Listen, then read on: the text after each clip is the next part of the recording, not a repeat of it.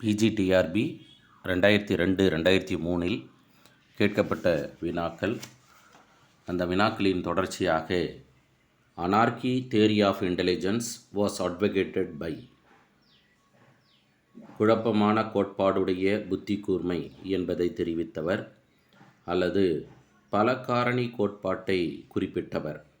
Option A Guilford, option B Thorndike, option C Thurstone, option D Spearman. சரியான answer B Thorndike. ஒரு காரணி கோட்பாட்டை குறிப்பிட்டது ஆல்பர்ட் பீனே, பல காரணி கோட்பாட்டை குறிப்பிட்டது தாண்டேக். அதனால் சரியான விடை தாண்டேக். தோஸ்டன் குழு காரணி கோட்பாட்டை குறிப்பிட்டார். ஸ்பியர்மேன் என்பவர் இரு காரணி கோட்பாடு 2 ஃபேக்டர் தியரி. கில்ஃபோர்டு என்பவர் ஸ்ட்ரக்சரல் இன்டெலிஜென்ஸ் தியரி, கட்டமைப்பு நுண்ணறிவு கோட்பாட்டை குறிப்பிட்டார். தென் which one of the following is not in the scoring categories of Rorschach-Implant test? Rorschach என்பவரின் மைத்தட சோதனையில் கீழ்காணும் எந்த ஒன்று அடங்காது? ஆப்ஷன் ஏ கண்டென்ட் உள்ளடக்கம், பி ஒரிஜினாலிட்டி தனித்தன்மை, சி லொகேஷன் அமைவிடம், டி டோமினன்ஸ். சரியான விடை டாமினன்ஸ். ஏன்னா டாமினன்ஸ் என்றது எங்கே படிச்சிருப்போம்னா ஜென்ரல் சயின்ஸில் மரபியல் என்ற பாடத்தில் டாமினன்ஸ் ஓங்கு பண்பு, ரிசசிவ் ஒடுங்கு பண்புன்னு படிச்சிருப்போம். அதுதான் ரோஷாக்கின் இம்ப்ளான்ட் டெஸ்ட்டில் தொடர்பு இல்லாதது.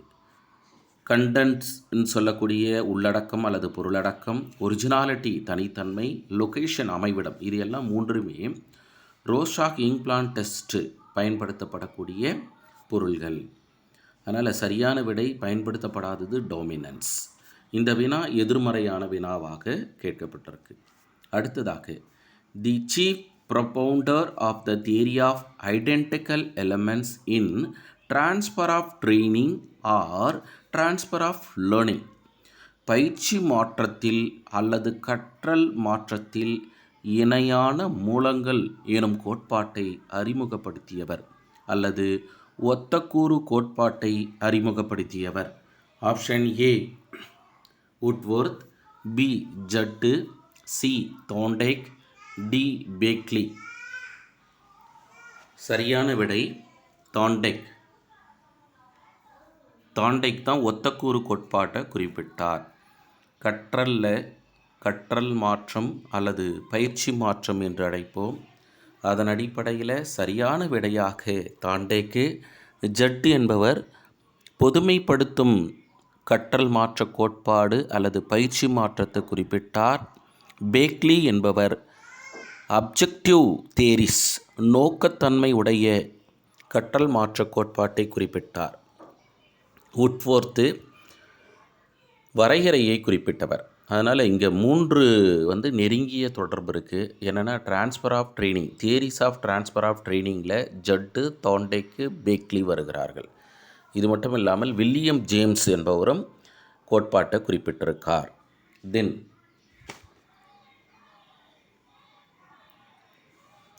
What is the educational significance of article 45 of the constitution of India? இந்திய அரசியலமைப்பில் சட்டப்படி 45 கல்வியின் முக்கியத்துவம் யாது? Option A condition of work ensuring a decent standard of life, நல்ல வாழ்க்கை தர அமைப்பை உறுதிப்படுத்தும் பணிமுறை. B provision for securing the right to work, வேலை செய்வதற்கான உரிமை பெறுவதற்கான சட்ட நிபந்தனை. C provision for free education, இலவச கல்விக்கான சட்ட நிபந்தனை. D importance of universal primary education, ஆரம்ப கல்வியின் முக்கியத்துவம். இதில் விடை என்ன அப்படின்னா ஆப்ஷன் டி சரியான விடை. Importance of universal primary education தமிழ் படுத்தும்போது உலக ஆரம்ப கல்விக்கான முக்கியத்துவம் என்று குறிப்பிட்டிருந்தாங்க. ஆனால் இது ஆங்கிலத்தில் பார்க்கும்போது சரியாக விடை டி என்பதை நம்ம கண்டுபிடிச்சிடலாம். ஏன்னா ஆர்டிகல் 45ன்றது டி. இதுவே ஆப்ஷன் ஏ கொடுத்துருக்காங்க பார்த்தீங்களா, நல்ல வாழ்க்கை தர அமைப்பை உறுதிப்படுத்தும் பணிமுறை. Condition of work ensuring a decent standard of life, article 43. சரத்து அல்லது சட்டப்பகுதி 43 குறிப்பிடுகிறது. பியில் provision for securing the right to work, வேலை செய்வதற்கான உரிமை பெறுவதற்கான சட்ட நிபந்தனை, ஆர்டிகல் 41, சரத்து 41. சி ஆப்ஷன் என்ன சார்னா ப்ரொவிஷன் ஃபார் ஃப்ரீ எஜுகேஷன்.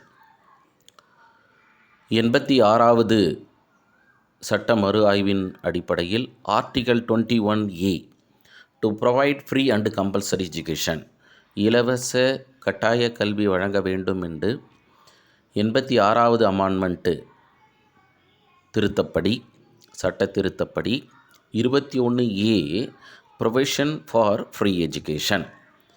அதனால் பாருங்களேன், ஆப்ஷன் ஏவுக்கு ஆர்டிகல் 43, ஆப்ஷன் பிக்கு ஆர்டிகல் 41, ஆப்ஷன் சிக்கு article 21 within the bracket A, டிக்கு ஆர்டிகல் 45. அப்போ கரெக்டான ஆன்சர் டி.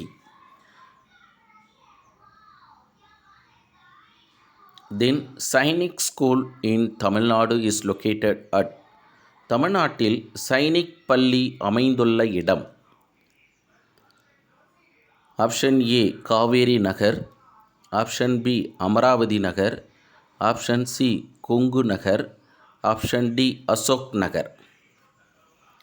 தமிழ்நாட்டில் அப்பொழுது மாவட்டமாக இருக்கும்போது கோயம்புத்தூர் மாவட்டம், தற்பொழுது திருப்பூர் மாவட்டத்தை சார்ந்தது. உடுமலைப்பேட்டை அருகே அமராவதி நகர் பகுதியில் தான் இந்த சைனிக் பள்ளி அல்லது இராணுவ பள்ளி தமிழகத்தில் அமைந்திருக்கு. Next, why have examinations was the opinion of, தேர்வுகள் எதற்காக, தேர்வுகள் எதற்காக என்ற எண்ணம் கொண்டவர். Option A Skinner, option B A S Neill, option C Sri Aravindar, option D Ivan Illich. சரியான ஆன்சரு சி ஸ்ரீ அரபிந்தோ. அரபிந்தோ தான் ஒய் ஹாவ் எக்ஸாமினேஷன், சாரி இங்கே சரியான விடை A S Neill. Why have examinations அப்படின்னு ஒரு வினா எழுப்பினது யாருன்னா ஏஎஸ் நீல். ஸ்ரீ அரபிந்தோ என்ன சொன்னார்னா சான்றிதழ்கள் தேவையில்லை, படிப்புகளுக்கு சான்றிதழ்கள் தேவையில்லை என்று இந்திய கல்வி சிந்தனையாளரான ஸ்ரீ அரபிந்தோ. ஏஎஸ் நீல் என்பவர் தேர்வுகள் எதற்காக என்று வினா எழுப்பியவர். ஸ்கின்னர் என்பவர் செயல்படு ஆக்கநிலை நிறுத்தம், ஆப்ரேஷனல் கண்டிஷனிங் என்ற கற்றல் கோட்பாட்டை குறிப்பிட்டவர். இவான் இல்லிச்சி டி ஸ்கூலிங் சொசைட்டி, பள்ளிகளற்ற சமுதாயம் என்ற கோட்பாட்டை குறிப்பிட்டவர். தென் choleric group of people are those whose temperamental characteristics is one of the following. எளிதில் கோபப்படும் அல்லது எரிச்சலடையும் குணமுடையவர்களின் மனநிலை இயல்பானது. ஆப்ஷன் ஏ எமோஷ்னலி வீக், உணர்ச்சி வசப்படுபவர். எமோஷ்னலி ஸ்ட்ராங், உணர்ச்சி வசப்படாதவர். பாடிலி வீக், உடல் ரீதியான பலவீனமானவர்கள். ஸ்பிரிச்சுவலி ஸ்ட்ராங், ஆன்மீக ரீதியில் உறுதியுள்ளவர்கள். இந்த 4 ஆப்ஷனில் பார்க்கும்போது கோலரிக், ஹிப்போக்ராட்டஸ் மற்றும் கேலன் என்பவர்கள் தான் ஆளுமையை உடற்கூறின் அடிப்படையில் முதலில் வகைப்படுத்தினாங்க. அப்போ ஹிப்போக்ராட்டஸும் கேலனும் 4 வகையான உடல் ரீதியாக அல்லது உடல்வாகு அணுகுமுறையில் அடிப்படையில் 4 வகைப்பாட்டை குறிப்பிட்டாங்க. 1 கோலரிக்கு, 2 மேலன்கோலிக், 3 ஃப்ளக்மேட்டிக், 4 சாங்குயின். அதனால் இங்கே கேட்ட கேள்வி என்னென்னா கோலரிக்னு கேட்டதால் கரெக்டான ஆன்சரு ஏ. இவங்களை பொறுத்தளவு கோலரிக் என்பவர்களை நம்ம சிடுமூஞ்சி என்று அழைப்போம். சிடுமூஞ்சி என்று அழைக்கப்படும் போது இவங்க எமோஷ்னலி வீக்கு ஆனால் பாடிலி ஸ்ட்ராங். எப்போ தான் 2 டெம்பர்மெண்ட்டை சேர்த்து படிப்போம். கோலரிக்கு எடுத்துக்கிட்டோம்னா எமோஷ்னலி வீக் தென் பாடிலி ஸ்ட்ராங். இதுவே மேலன்கோலிக் எடுத்துக்கிட்டோம்னா எமோஷ்னலி வீக்கு தென் பாடிலி வீக். ஃப்ளெக்மாட்டிக்கை நம்ம எடுக்கும்போது எமோஷ்னலி ஸ்ட்ராங்கு பாடிலி வீக்கு, தூங்கு மூஞ்சின்னு சொல்லுவோம். பாடி வீக்காக இருக்கிறதால தான் அப்பப்போ தூங்குவாங்க. சாங்குயின் அப்படின்னு சொல்லும்போது emotionally strong as well as the bodily strong. அப்போது உணர்ச்சி வசப்படாதவராகவும் இருப்பார், உடல் ரீதியான பலமுடையவராகவும் இருப்பார். அவர் தான் சாங்குயின்னு. அதனால் மேலும் கூட இங்கே நம்ம எப்படி நீங்கள் படிச்சிருப்பீங்க அப்படின்னா, கோலரிக் என்பவர்களை எல்லோ பைல், மஞ்சள் நிற பித்த நீர் அதிகம் கொண்டவர்களாக இருப்பாங்கன்னும், மேலன்கோலிக் அழுமூஞ்சியாக இருக்கிறவங்க கருப்பு நிற பித்த நிறம் பெற்றிருப்பாங்கன்னும், ஃப்ளெக்மாட்டிக் அப்படின்னு சொல்லும்போது அதிக சளி உற்பத்தி ஆகக்கூடிய உடல்பாகு பெற்றிருப்பாங்க அப்படின்னும் தூங்கு மூஞ்சியுடையவங்க.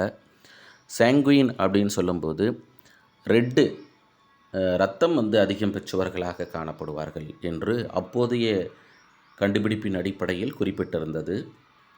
தென்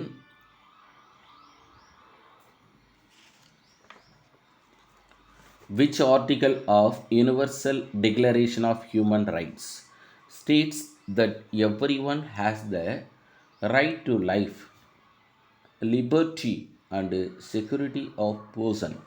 மனித உரிமைகள் எனும் உலக பிரகடனத்தில் அனைவருக்கும் வாழ உரிமை, சுதந்திரம் மற்றும் மனித பாதுகாப்பு என்பது எந்த சட்டப்பகுதியில் கூறப்பட்டுள்ளது என்றால் 3வது சட்டப்பகுதி சரியானது.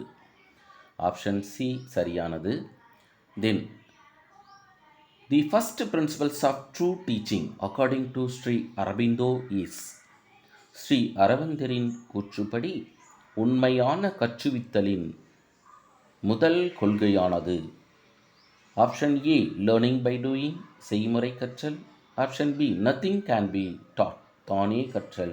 Option C life centre teaching, வாழ்க்கையை ஆதாரமாக கொண்டு கற்றல்.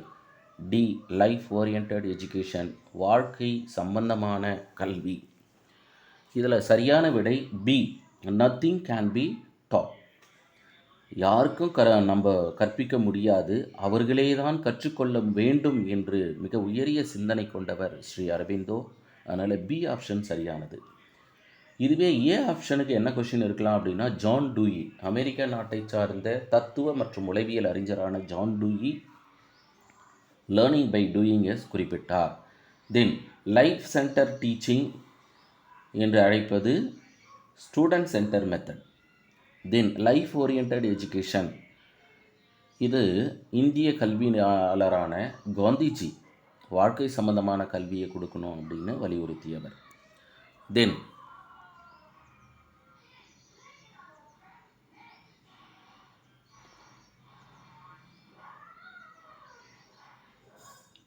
nothing succeeds like success is an illustration for the law of வெற்றியை போல் பின்தொடர்ந்து வேறொன்றும் இல்லை என்ற கருத்துரையை விளக்கும் சட்டம் அல்லது கோட்பாடு அல்லது விதி.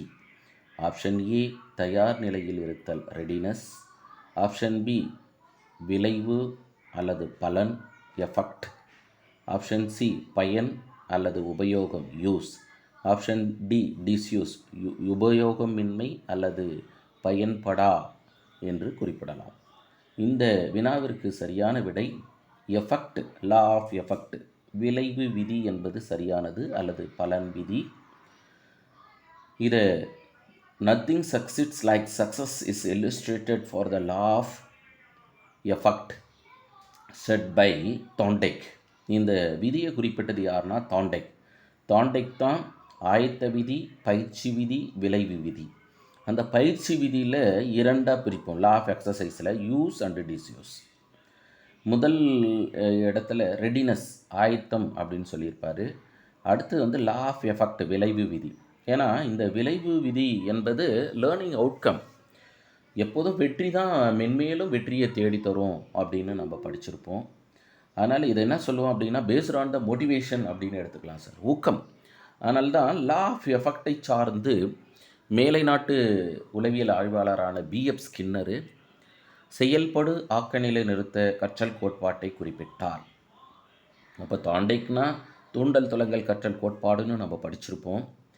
அவர் அந்த கோட்பாட்டின் அடிப்படையில் 3 விதிகளை குறிப்பிட்டார். அது ஆயத்த விதி ரெடினஸ், அடுத்து விளைவு விதி லா ஆஃப் எஃபெக்ட், தென் பயிற்சி விதி லா ஆஃப் எக்ஸசைஸ். அதில் 2 சப்டைட்டிலாக பிரிக்கும்போது யூஸ் அண்ட் டிஸ்யூஸ்னு பிரிச்சிருக்கோம் சார். அதனால் இந்த இடத்துல சரியான விடை என்ன அப்படின்னா B. Then when you perceive something when there is no stimulus, it's known as. தூண்டுதல் இல்லாமல் புலன்களால் உணருவது என்பது அறியப்படுவது. ஆப்ஷன் ஏ ஆலிசினேஷன், இல்பொருள் காட்சி அல்லது கற்பனை. இல்லூஷன் திரிபு காட்சி அல்லது மனமயக்கம். பெர்செப்ஷன் உணரும் ஆற்றல் அல்லது புலன் காட்சி. அப்ஸ்ட்ராக்ஷன் கருத்தியல் எண்ணம். இந்த வினாவுக்கு சரியான விடை ஆப்ஷன் ஏ. பாருங்கள், தூண்டலே இல்லாமல் இருப்பது போல் உணர்வாங்க. அதை தான் இல் பொருள் காட்சி, இல்லாத பொருளை இருப்பதாக உணர்தல். யாரும் நம்மளை பார்க்கல, நம்மளை பார்த்த மாதிரி உணர்றது. யாரும் நம்மளை தொட்ட மாதிரி உணர்றது. யாருமே நம்மளை பற்றி பேசலை, ஆனால் நம்மளை பற்றி தான் பேசுகிறாங்க அப்படின்னு கேட்குறது. எந்த விதமான வாசனையும் இல்லை, ஆனால் வாசனை இருப்பது போல உணர்றது. எந்த சுவையும் நாவில் தெரியவில்லை, ஆனால் சுவை இருப்பது போல உணர்தல். இது உளவியல் ரீதியான பாதிப்பு. அதை தான் நம்ம ஆலிசினேஷன். இல்லூஷன் என்பது தூண்டலை தவறாக புரிந்து கொள்ளுதல், misinterpretation of stimulus. Like no ஸ்டிமுலஸ்ன்றது hallucination, then misinterpretation of stimulus, தூண்டலை தவறாக புரிந்து கொள்ளுதல் என்பது இல்லூஷன். பெர்செப்ஷன் என்றது சென்சேஷன் ப்ளஸ் மீனிங்ஃபுல், புலன் உணர்வுக்கு பொருள் கண்டுபிடிச்சோம்னா அதுக்கு பேர் பெர்செப்ஷன். அப்ஸ்ட்ராக்ஷன் என்பது சிந்தனையின் ஒரு வகை. அதனால் இந்த 42வது வினாவிற்கு சரியான விடை option A. Then question number 43. Intentional and forcible avoidance of painful tendencies from the field of consciousness is called. உள மனதிலிருந்து வேண்டுமென்றே கட்டாயமாக துன்பம் தரக்கூடிய மனப்பாங்கை தவிர்ப்பது என்பது. ஆப்ஷன் ஏ செலக்டிவ் ஃபோகட்டிங், தேர்ந்தெடுத்து மறத்தல்.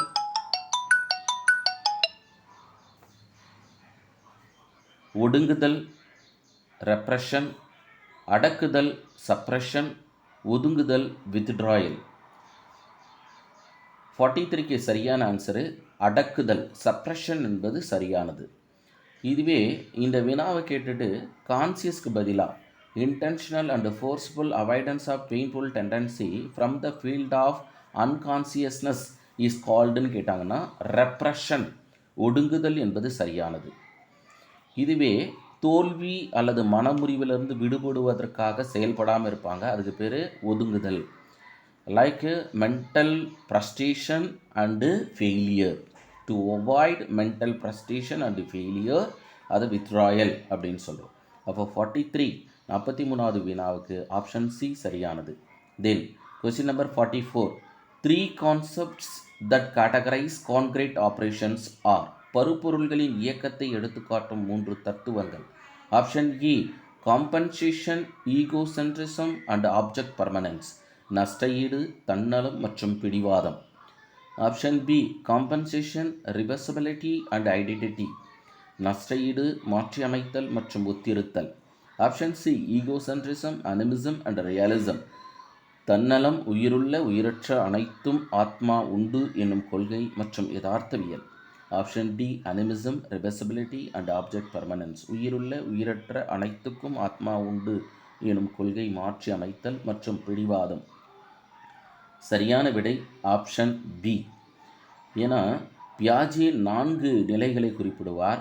முதல் நிலையை புலன் இயக்க நிலை, சென்சரி மோட்டார் ஸ்டேஜ். பியில் ஃப்ரீ ஆப்ரேஷனல் ஸ்டேஜ், செயலுக்கு முற்பட்ட நிலை. சியில் கான்கிரீட் ஆப்ரேஷனல் ஸ்டேஜ் அல்லது பருப்பொருள் நிலை. அப்போ 3வது நிலையிலிருந்து வினா கேட்டதால் சரியான விடை வந்து பி. ஏன்னா பியில் தான் இந்த விதமான பண்புகள், எது நமக்கு 3வது படிநிலையான பருப்பொருள் நிலை அல்லது கான்கிரீட் ஆப்ரேஷன் ஸ்டேஜில் இருக்கக்கூடிய பண்புகள் இதுதான். அதனால் சரியான விடை B. Then last, Rorschach inkblot test is most popularised test for personality.